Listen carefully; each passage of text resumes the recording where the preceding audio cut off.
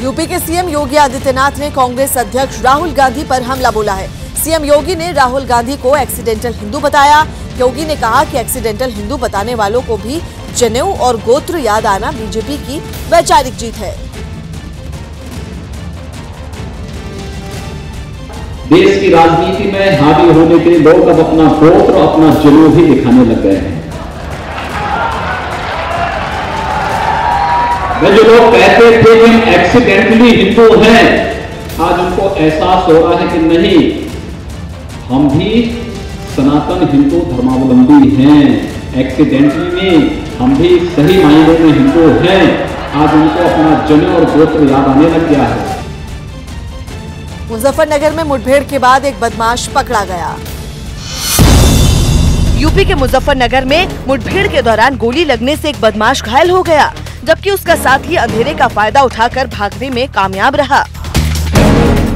Coast guard के जवानों ने चक्रवात के बाद अंडमान के द्वीपों में फंसे 80 विदेशी पर्यटकों समेत 300 से ज्यादा लोगों को सुरक्षित बचा लिया।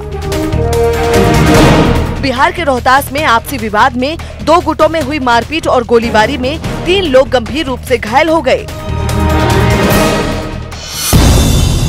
विधानसभा चुनावों में पार्टी की हार के बाद बीजेपी नेता सरोज पांडे ने दावा किया कि लोकसभा चुनाव पर इसका कोई असर नहीं पड़ेगा।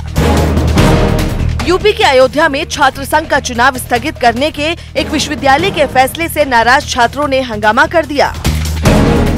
बिहार के समस्तीपुर में एक तेज रफ्तार ट्रक की चपेट में आने से एक लड़के के घायल होने के बाद नाराज लोगों ने आरोपी ट्रक ड्राइवर को पकड़कर पुलिस को सौंप दिया। पाकिस्तान की एक कोर्ट ने भारतीय नागरिक सरबजीत की जेल में हत्या के 2 आरोपियों को सबूतों की कमी की वजह से बरी कर दिया। यूपी के कानपुर में एक लड़के की संदिग्ध हालात में मौत के बाद परिवार ने गांव के ही कुछ लोगों पर जमीन विवाद में हत्या करने का आरोप लगाया। पाकिस्तान की एक अदालत ने भारतीय नागरिक सरबजीत सिंह की हत्या के 2 मुख्य आरोपियों को सबूत के अभाव में बरी कर दिया। सरबजीत की बहन दलबीर कौर ने पाकिस्तानी अदालत के इस कदम को गलत बताते हुए कहा कि पाकिस्तान में जज भी उन्हीं के थे, गवाह भी उन्हीं के थे, जिनकी वजह से ये फैसला हुआ। दलबीर कौर ने दावा किया कि वो मामले को विदेश मंत्रालय और सुषमा स्वराज के सामने उठाएंगी।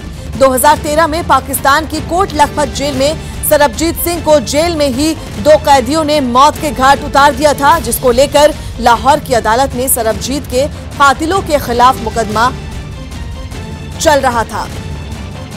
सभी जानते थे कि यही फैसला आने वाला है, क्योंकि उन्होंने बहुत ड्रामे इस केस में भी बार बार किए कि आज उनको बुलाया गया, आज उनको तलब किया गया, और लेकिन उसके बाद कोई भी खबर नहीं आती थी, छुप जाती थी।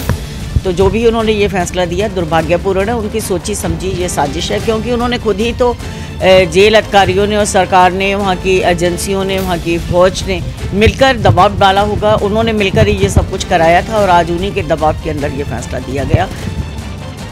छत्तीसगढ़ में सत्ता बदलने के साथ ही राज्य के गृह मंत्री रामसेवक पैकरा ने अपना बंगला खाली कर दिया। दावा किया गया कि बंगला खाली करने से पहले वहां कुछ फाइलें जलाई गई और फिर कुछ लोगों ने बंगले के अंदर से सामान उठाकर एक ट्रक में रख दिया, जबकि एसी और कई बैग बंगले के गार्डन में रखे नजर आए। जिस बंगले पर पहले लोगों का जमावड़ा रहता था, वहां अब गिने चुने लोग ही दिखाई दिए। जिस किचन में कुछ दिन पहले तक हजारों लोगों का खाना बनाया जाता था, वहां भी सन्नाटा दिखाई दिया। रामसेवक पैकरा जो है वो अपना बंगला खाली कर रहे हैं और आप देख सकते हैं कि ये किचन था यहाँ जहाँ पर मंत्री जी का खाना बनता था और हजारों की संख्या में लोग आते थे। हालांकि बंगला खाली करने से पहले रामसेवक पैकरा के लिए आंगन में खाना बनाया गया। वहाँ सबसे ज्यादा परेशानी उन लोगों के चेहरे पर दिखी जो पिछले कई सालों से बंगले पर मंत्री के साथ जुड़े थे। कुछ किचन में बन नहीं रहा, बाहर बना रहे हैं, किचन अब खाली कर रहे हैं, पूरा साफ सुथरा कर रहे हैं सब, इसलिए बाहर बना रहे हैं, बाहर सब खा लें और खा के चले जाएं।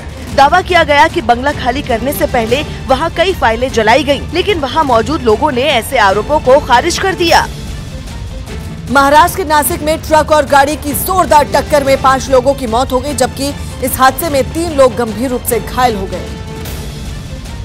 और हादसा नासिक के तारवाला नगर सिग्नल पर हुआ, जहां एक तेज रफ्तार ट्रक और गाड़ी में जोरदार टक्कर हो गई, जिसके बाद ट्रक गाड़ी को काफी दूर तक घसीटते हुए ले गया और फिर तेजी से पलट गया। हादसा होने के बाद वहां एक आदमी तेजी से भागता हुआ नजर आया। सिग्नल पर लगे सीसीटीवी में साफ दिखाई दिया कि तेजी से आते ट्रक और गाड़ी वाले ने बिना देखे ही सिग्नल को पार करने की कोशिश की, जिसके बाद ये जोरदार टक्कर हो गई।